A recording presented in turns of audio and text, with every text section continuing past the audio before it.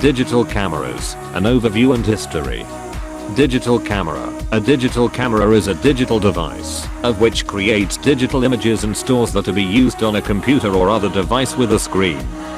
The very first digital camera was created in 1975 by Stephen Sasson, an engineer working for Kodak from New York in America. It is a major part of the evolution of photography from physical means to digital means, a transition many professions have now made. Nikon, a Japanese company, were among the first to make significant gains within this market and still continue to hold a strong market share over the industry by producing their own digital cameras and related parts then and still to this day, which has allowed the company to become a household name in many countries. Over time, digital cameras improved in quality and decreased in price, which made them more widely available to people.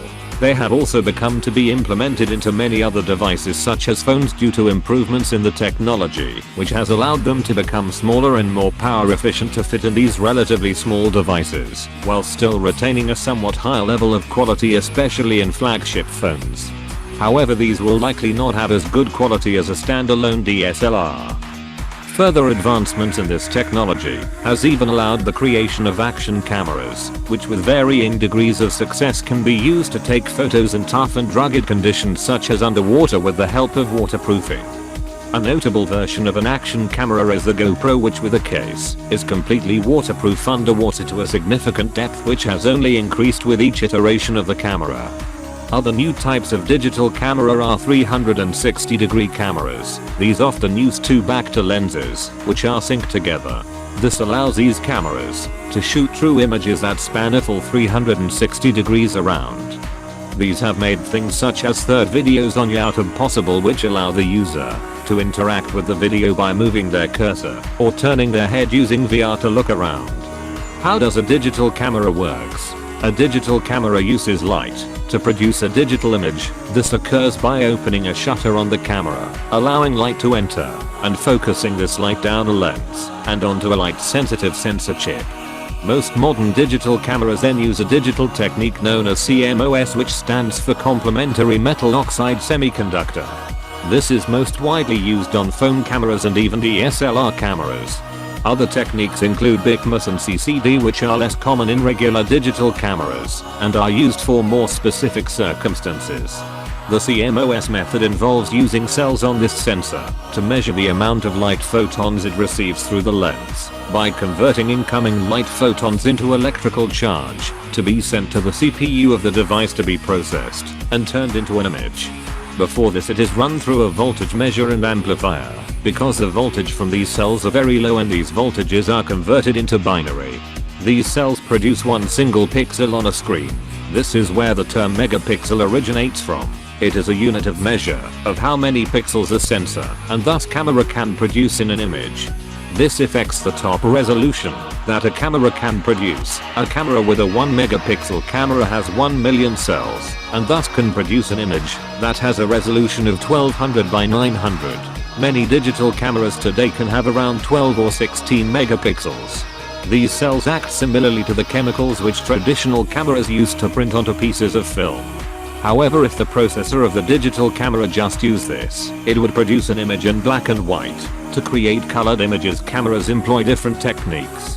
The most common of which used by CMOS cameras is the use of a Bayer filter, which involves a grid of filters of red, green and blue, RGB, which sit atop of the sensor over each individual cell. This filter only lets light of that specific color through and to hit the cells. For example, a red filter will only allow lights of red wavelengths through. Oftentimes there are twice as many green filters than that of red and blue, because the human eye is very sensitive to green light, which largely regulates how bright an object is perceived to be. After this, the processor of the digital camera then uses a specific algorithm to produce an image. This takes into account the surrounding pixels, and not just individual pixels, which essentially averages an area of an image out, so that it is not washed out with too many different colors, which would render any image unrecognizable when compared to its original subject. It combines each color value map of red, green and blue together to create this final image. These images are typically then saved as JPEG or TIFF files types on the storage device of the camera. Most standalone digital cameras such as DSLRs will save the image to an SD or flash drive. These can then be transferred to a computer for use, such as in editing using Photoshop or other programs. In other devices, the files can be used directly from its storage, such as in mobile phones on the device itself. For example, again in editing software, the pros and cons of using digital cameras compared to film photography. Despite all of this, digital cameras do have some negatives about them. Some very avid photographers will argue that the quality of images using traditional film is much better when produced using the correct procedures. Some people also prefer the tradition of using a dark room to produce their images onto film, rather than using a digital camera, because they enjoy the attention and care it requires to do so.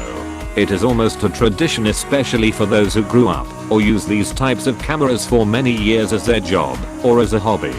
Despite this, digital cameras usually allow a person to preview their image after it has been taken, as it has been saved onto the device. This allows a user to see whether they have taken a good shot and that they are completely happy with it. Digital cameras also allow images to be edited and have filters or special effects added to them on programs such as Photoshop. It also is much faster and cheaper to create images because it removes the need to use a dark room to produce photos onto film. This is also expensive. This has lowered the entry level to enter professional photography, which has allowed more people to enter the profession or to take it up as a hobby in their free time. There is no definite answer to which type of photography is better, and it is mainly down to personal preference. However, many basic consumers of cameras will most likely prefer digital photography due to its efficiency and its easy ability to use photos taken on social media and other sites on the internet to share with friends and the rest of the world. Most people now have access to a digital camera, especially in developed countries such as the UK, where most citizens own a phone, which regularly come with a camera integrated, which puts a camera in most people's pockets most of the time.